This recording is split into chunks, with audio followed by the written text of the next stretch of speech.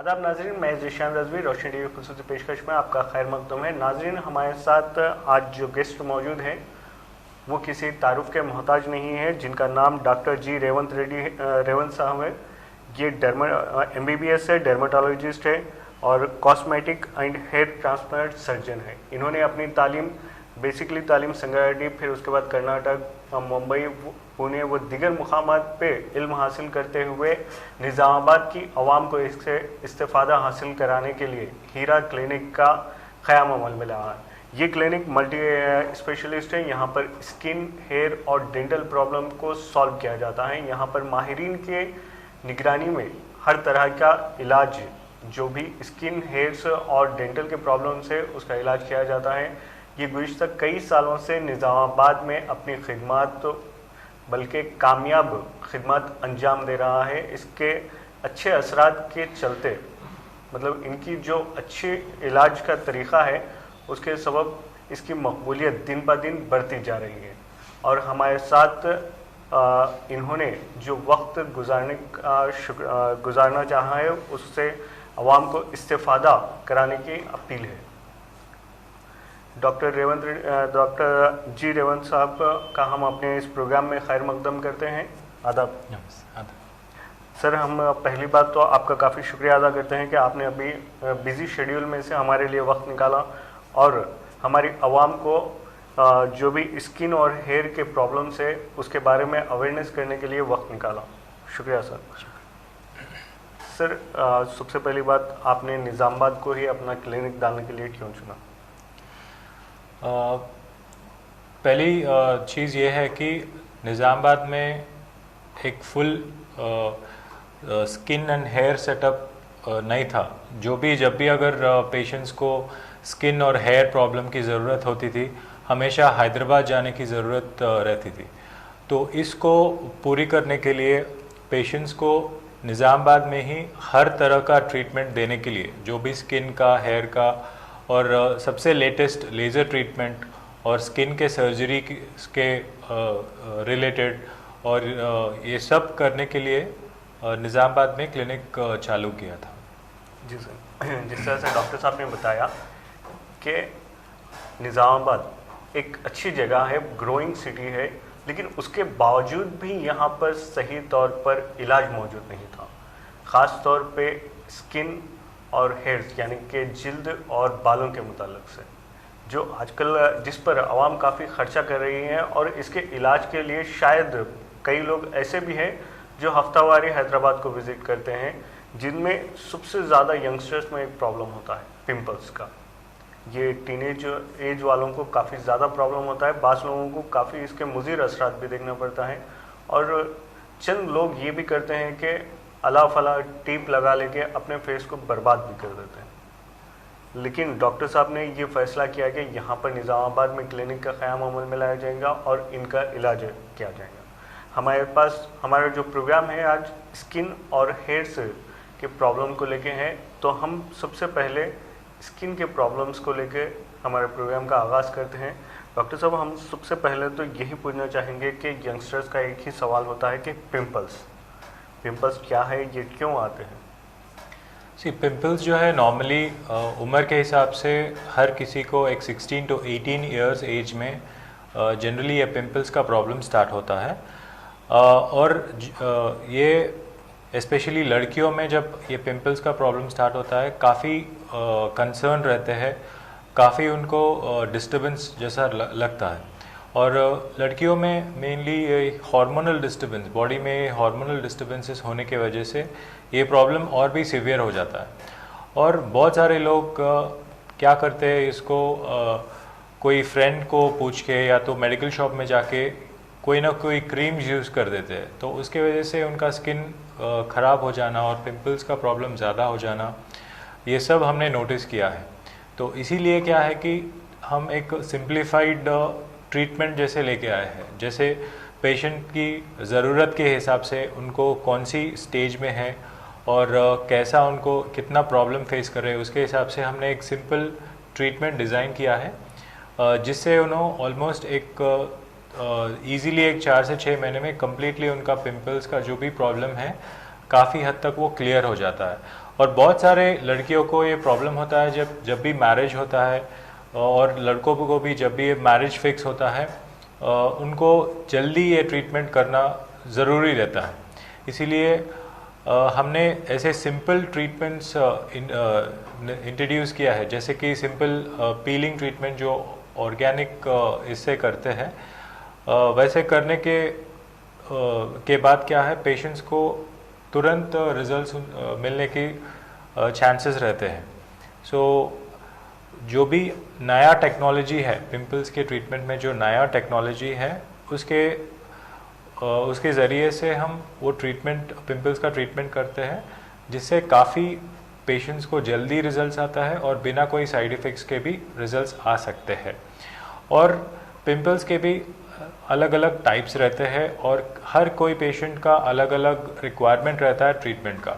तो पेशेंट्स की ज़रूरत के हिसाब से हम ट्रीटमेंट ऑल्टर करते हैं हर कोई पेशेंट का, और कितने दिन में ट्रीटमेंट रिजल्ट्स है उसके हिसाब से भी ट्रीटमेंट्स ऑल्टर करके हर कोई पेशेंट को पर्सनलाइज्ड और स्पेसिफिक ट्रीटमेंट जो इनको ज़रूरत है वही ट्रीटमेंट हम देते हैं।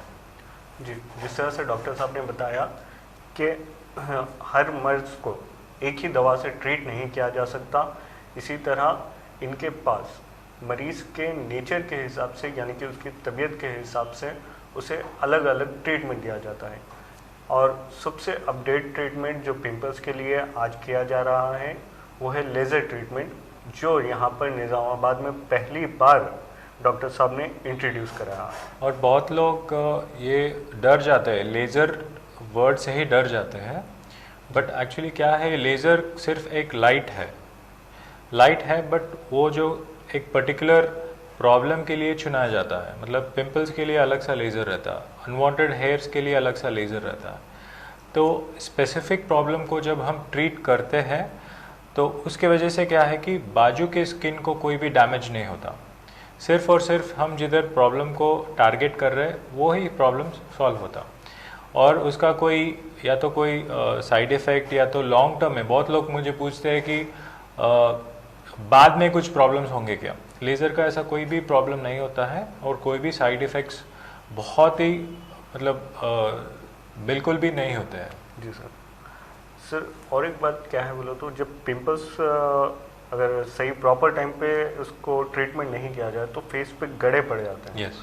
तो ये काफ़ी लोग उसको नापसंद करते हैं, और कुछ लोग अपने कॉन्फिडेंस लेवल भी गिर जाता है गड़े की वजह से। मतलब जो फेस पे पिंपल्स को गैर ज़रूरी तौर पर ट्रीट करने या फिर हटाने की वजह से, तो पिंपल्स के गड़ों को किस तरह से फिल किया जाए या फिर ख़त्म किया जाए। यस, ये जब पिंपल्स को हम प्रॉपरली टाइम को हम ट्रीटमेंट नहीं करते हैं, वो गड़े होने के चांसेस रहते हैं। तो हर पेशेंट को ये हम असेस करते हैं पहले कि अगर गड़े रहने का चांसेस है या नहीं।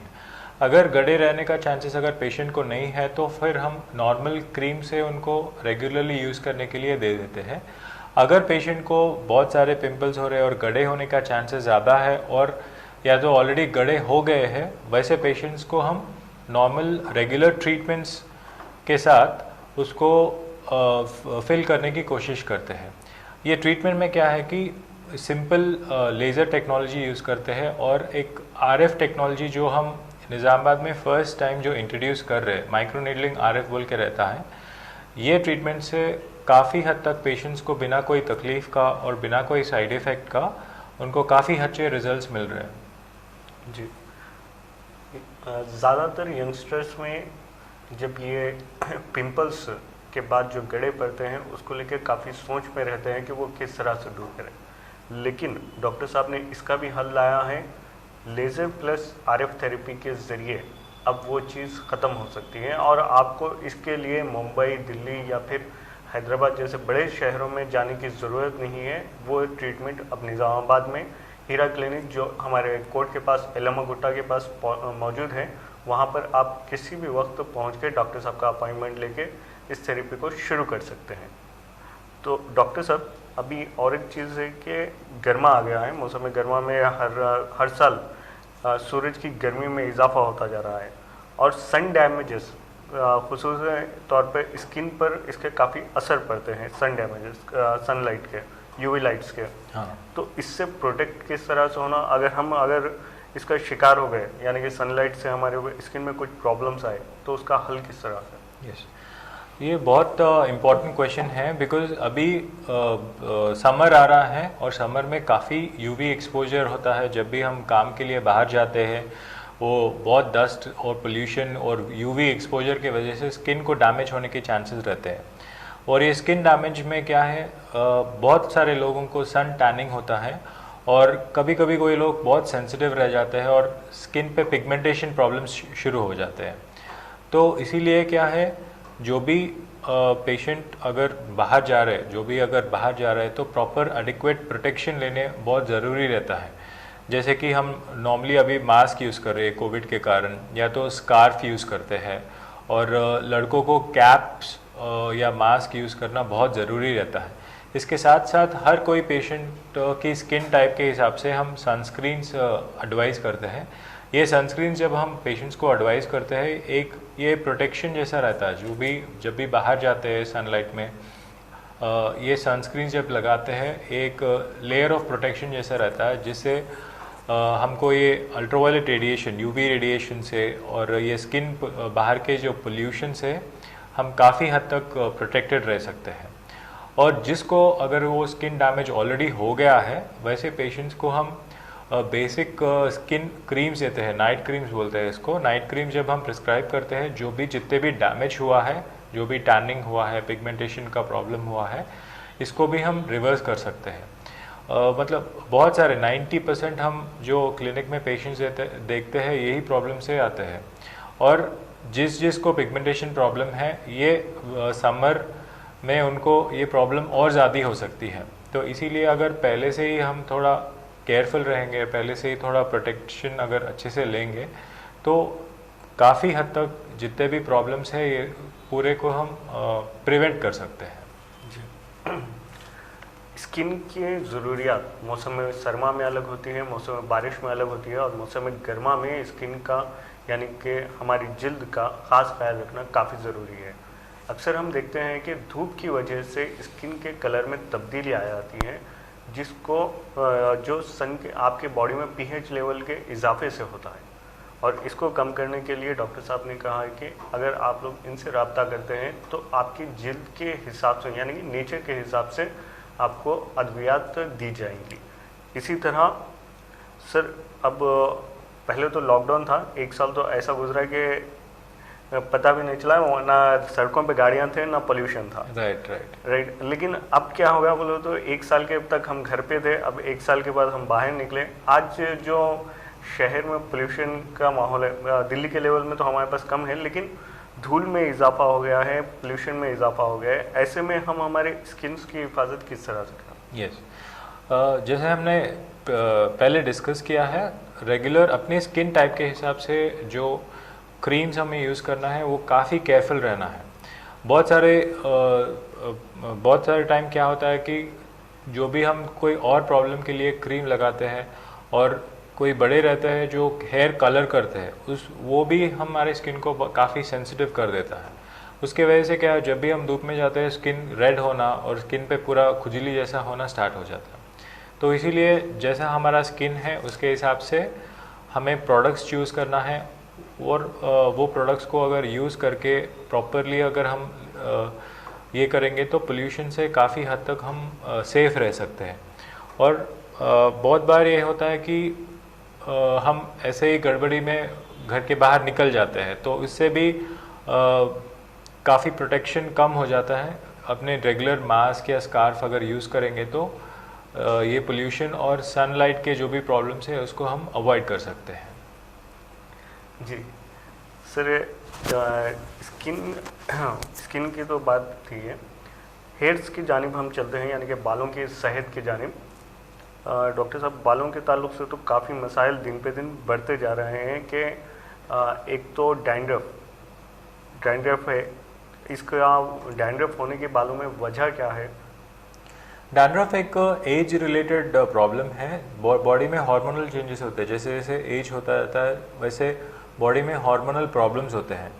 जब ये हार्मोनल प्रॉब्लम्स होते हैं, बॉडी में ऑयल सेक्रीशन बढ़ जाता है, उसकी वजह से स्कैल्प में ज़्यादा डैंड्रफ दिखना और फेस पे ऑयली स्किन होना और फेस पे काफ़ी पिंपल्स आ जाना, ये सब हम नोटिस करते हैं।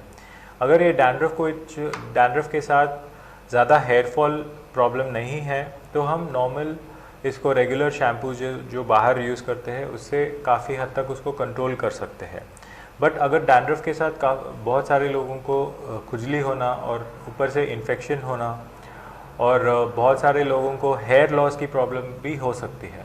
ऐसे अगर प्रॉब्लम्स है तो क्लिनिक में दिखा के उसके जो भी एंटी डैंड्रफ शैम्पूज अवेलेबल है उसको यूज़ करके वो ट्रीटमेंट लेके अगर करेंगे तो काफ़ी हद तक डैंड्रफ कंट्रोल में रख सकते हैं और हेयर फॉल प्रॉब्लम को भी हम रोक सकते हैं।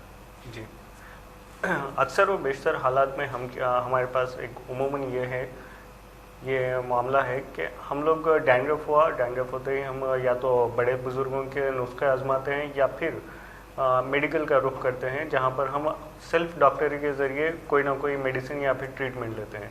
उससे बेशतर हजरात अपने बाल गंवा चुके हैं आज, क्योंकि हर चीज़ आपको जम नहीं सकती। आजकल जो हालात में हर किसी का नेचर, यानी कि गोलियां जिस तरह से आपके जिस्म पे रिएक्ट करती है, किसी और के जिस्म पे दूसरी तरीके से भी रिएक्ट कर सकती हैं। और स्किन और हेयर्स ऐसे नाजुक चीज़ हैं, बाल आपके पास एक बार चले गए तो आपको वापस नहीं मिल सकते। आपकी पहले की स्किन जिस तरह से थी, आपको इलाज के बाद या फिर प्लास्टिक सर्जरी से भी उस तरह की स्किन हासिल नहीं हो सकती। तो आप हर बार ये बात याद रखें कि जब भी आपको बालों की या फिर जिल्द के कोई प्रॉब्लम हो तो सबसे पहले वक्त निकालिए और अपने डॉक्टर साहब से रुजू कीजिए। आपके शहर में भी हीरा क्लिनिक है जो शहर के इलाके कोर्ट के चौरस्ते पर मौजूद हैं। वहाँ पर भी आप जाकर डॉक्टर साहब से मुलाकात कर सकते हैं। डॉक्टर साहब अक्सर व बेशतर हालात में हम साइड इफ़ेक्ट मतलब दूसरे गोलियों के इस्तेमाल से या फिर डैंड्रफ को भगाने के लिए हम कई तरीके के शैम्पूस वगैरह यूज़ कर लेने से भी हमारे हेयर से डैमेज हो जाते हैं। ये मुख्तलिफ़ तरीके के डैमेज होते हैं, जिसमें एक है हेयर लॉस। इसको किस तरह से काबू किया जाए? हेयर लॉस को काफ़ी सारे रीजंस रहते हैं। बहुत सारे लोगों को खानदानी हिसाब से ये जो हम बॉल्डनेस बोलते हैं, टकलापन बोलते हैं, वैसा शुरू होता है अर्ली एजेस में ही। और बहुत बार क्या होता है कि बॉडी में आयरन कम होने की वजह से या तो न्यूट्रिशन कम होने की वजह से और किसी को थायराइड प्रॉब्लम होने की वजह से भी काफ़ी लोगों को हेयर लॉस हो सकता है। तो ऐसे हेयर लॉस को अगर हम अर्ली स्टेजेस में उसको अगर हम आइडेंटिफाई किए, उसको अगर प्रॉपरली ट्रीटमेंट दिए तो वो हेयर लॉस को हम रोक सकते हैं और हेयर को फिर रीग्रोथ भी कर सकते हैं।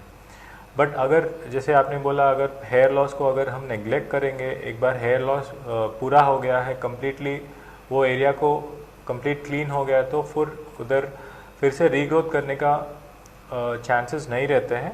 बट उसको हम अगर बहुत ज़्यादा हेयर लॉस हो गया तो उसको ट्रांसप्लांट करके फिर हेयर को रीग्रोथ कर सकते हैं। जी सर, डॉक्टर साहब ने कहा कि पहली बात तो आपको जेनेटिकली भी प्रॉब्लम की वजह से आपके हेयर्स लॉस हो सकते हैं, एक तो ये है। दूसरा, आपके अद्वियात के गलत इस्तेमाल से भी आपके हेयर्स जा सकते हैं। आयरन की कमी, न्यूट्रिशन की कमी या फिर नींद की कमी से भी आपके बाल जा सकते हैं। इस तरह की कई प्रॉब्लम्स हैं जिसकी वजह से आपके बाल जा सकते हैं। लेकिन कुदरती तौर पे तो नहीं, लेकिन ट्रीटमेंट के ज़रिए आजकल ट्रीटमेंट के ज़रिए भी आपके बालों को फिर से उगाया जा सकता है जो कुदरती बाल के ममासिल होते हैं। तो हीरा क्लिनिक पर ये भी खुसूसियात है कि आप इस तरह का ट्रीटमेंट करा सकते हैं। इस तरह के ट्रीटमेंट को मतलब यानी कि दोबारा बाल उगाने के ट्रीटमेंट के बारे में कुछ रोशनी डालिए। ये हम हेयर ट्रांसप्लांटेशन बोलते हैं। तो इसमें जो लेटेस्ट हेयर ट्रांसप्लांटेशन मेथड है उसको हम FUE बोलते हैं, जिसमें जिनको कम्प्लीटली बाल्ड हेड है, जिनको बिल्कुल भी बाल सामने की तरफ कुछ भी बाल नहीं है, उनको क्या करते हैं कि पीछे के एरिया से हेयर को हम निकालते हैं, सिंगल रूट्स को निकालते हैं और वही रूट्स को हम इम्प्लांटेशन करते हैं सामने की जगह पे। तो ये जो हम बाल लगाते हैं, बहुत लोग सोचते हैं कि ये टेम्परेरी है, बट टेम्परेरी नहीं है। अगर आप उसको हेयर कटिंग भी कर सकते हैं, अपने नेचुरल बाल जैसे बढ़ते हैं वैसे ही बढ़ते हैं। और अगर हमने उसको पूरा निकाल भी लिया तो कम्प्लीटली फिर से भी रीग्रोथ हो सकते हैं। तो जैसे आपके नेचुरल बाल पहले जैसे लग रहे थे वैसे ही ये जो नए हेयर आते हैं वैसे ही इनका हेयर ग्रोथ कम्प्लीटली होता है। सर ये हेयर ट्रांसप्लांट के बाद आपको किस तरह से एहतियात करना चाहिए, यानी कि कुछ खाने में परहेज या फिर नहाने में परहेज या फिर किसी तरह के शैम्पू वगैरह का परहेज वगैरह? ये हेयर ट्रांसप्लांटेशन एक बहुत सिंपल प्रोसीजर है। बहुत लोग ये डरते हैं कि हम हेड पे कर रहे हैं ना, कुछ ब्रेन का कुछ डैमेज हो, वैसा कभी भी नहीं होता है बिकॉज हम सिर्फ हेयर और हेयर पे ही काम करेंगे और बहुत सिंपल प्रोसीजर है। करते के टाइम भी पेशेंट को कोई भी डिस्कम्फर्ट नहीं होता है, करने के बाद भी कोई डिस्कम्फर्ट नहीं होता है और बहुत मेंटेनेंस कम होता है। ये प्रोसीजर का मेंटेनेंस बहुत ही कम होता है। अपने नेचुरल हेयर ग्रोथ जो रहता है सिर्फ एक बेसिक लोशंस के ज़रिए इसको हम हेयर ग्रोथ को हम मेंटेन कर सकते हैं। जी सर।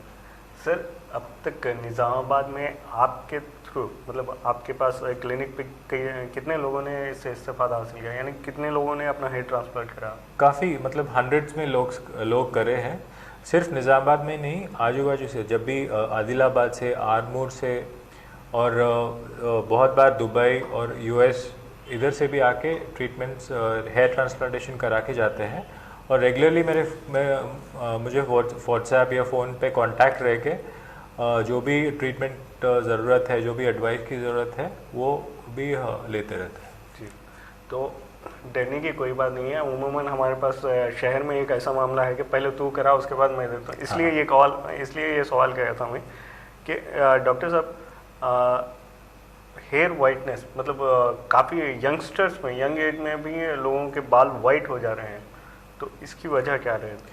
मेन ये जब स्ट्रेस है, जब जो भी हेयर लॉस के रिलेटेड जो कॉजेज़ है, जैसे कि स्ट्रेस है, हेयर लॉस है, सॉरी स्लीपलेसनेस मतलब कम सोना, और फूड में काफ़ी हद तक ये जंक फूड खाने की वजह से भी बहुत सारे लोगों को विटामिन्स की कमी हो रहा है हेयर में। उसके वजह से भी जल्दी एज में ही उनको हेयर वाइटनिंग दिख रहा है।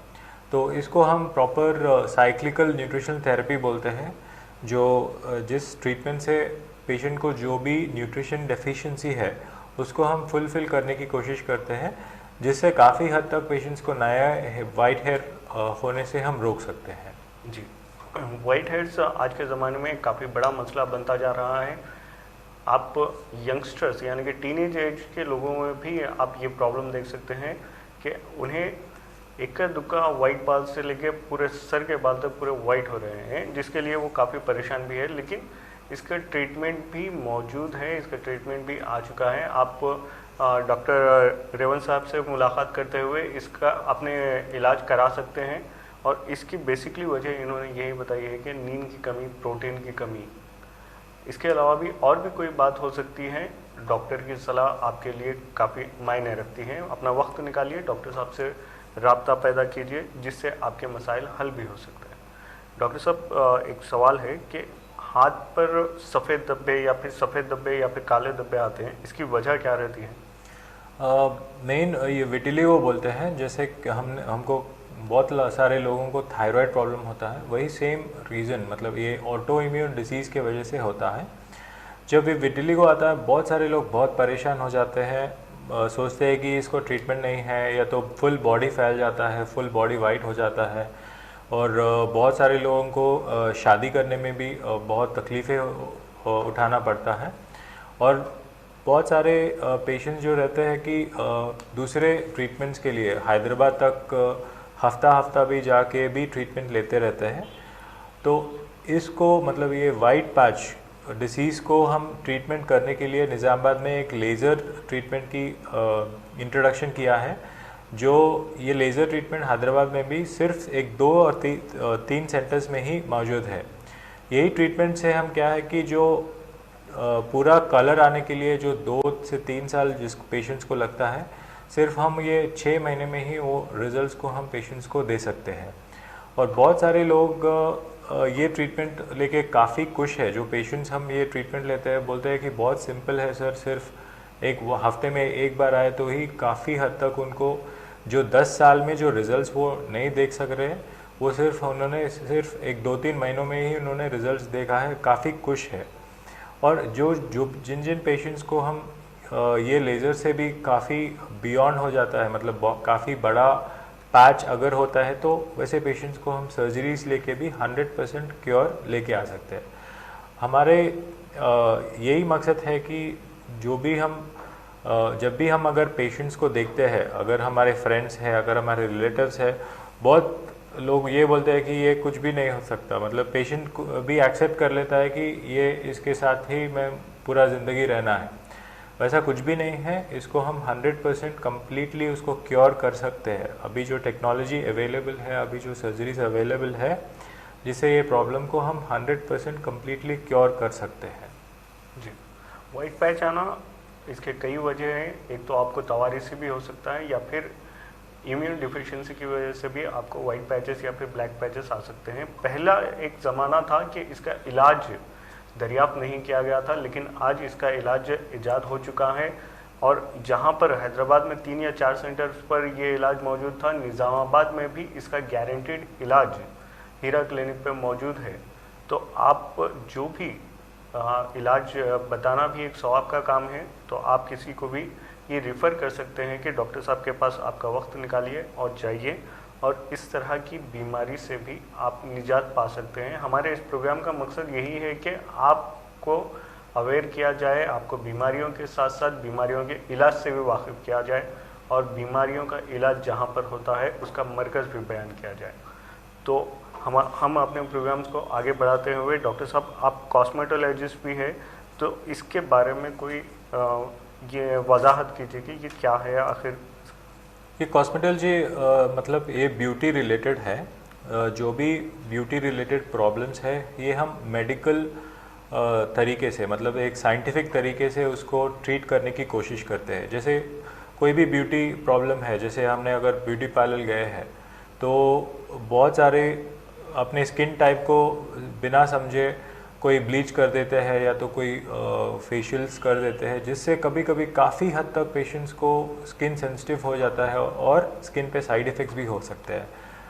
तो इसको दूर करने के लिए ये जो भी ब्यूटी के रिलेटेड प्रॉब्लम्स होते हैं, जैसे कि पिंपल्स है, पिगमेंटेशन की प्रॉब्लम्स है, बहुत सारी लड़कियों को अनवांटेड हेयर्स प्रॉब्लम्स भी रहता है, ये सब प्रॉब्लम्स को टेक्नोलॉजी के ज़रिए, ये सब प्रॉब्लम्स को साइंस के ज़रिए उसको आइडेंटिफाई करके पेशेंट को एक्सप्लेन करते हैं कम्प्लीटली कि ये प्रॉब्लम आपको क्यों हो रहा है, उसको कैसे हम प्रिवेंट कर सकते हैं, और ये प्रिवेंट होने के बाद उसको कैसे हम ट्रीट कर सकते हैं, और सही तरीके से और बिना कोई साइड इफ़ेक्ट के कैसे हम ट्रीट कर सकते हैं, वो कम्प्लीटली पेशेंट को एक्सप्लेन करके उसका ट्रीटमेंट देके उनको हैप्पी करना ही ये कॉस्मेटोलॉजी का मेन इंटेंशन है। जी, जैसे कि आजकल के दौर में मेकअप काफ़ी अहम चीज़ बन चुकी है। शादी ब्याह से लेके आजकल तो घर में से निकलने तक भी मेकअप किया जा रहा है।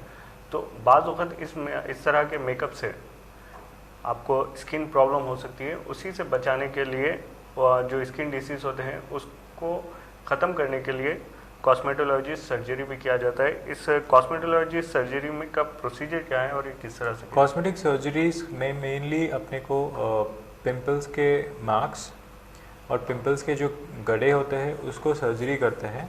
और बहुत सारे लोगों को जब छोटे थे तब चिकन पॉक्स होता है, या तो कुछ मार लगता है, या तो फेस पे कुछ बड़ा सर्जरी हो जाता है और उसके वजह से पूरा मार्क हो जाती है। उसको निकालने के लिए भी ये कॉस्मेटिक सर्जरी हम करते हैं। और बहुत सारे लोगों को एज के हिसाब से पूरा सैगिंग हो जाता है, उसको भी करेक्ट करने के लिए हम ये ट्रीटमेंट्स यूज़ करते हैं।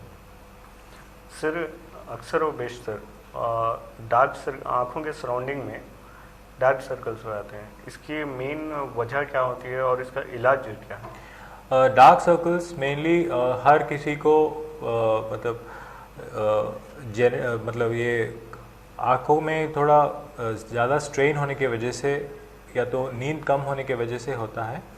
और ये डार्क सर्कल्स में काफ़ी सारे रीजंस रह सकते हैं, जैसे स्किन पिगमेंटेशन होना, या तो स्किन में वैस्कुलरिटी ज़्यादा हो जाना, या तो डेप्थ ऑफ मतलब वो आईब्रो अंदर चले जाना, उसके वजह से भी उनको काले दिख सकते हैं।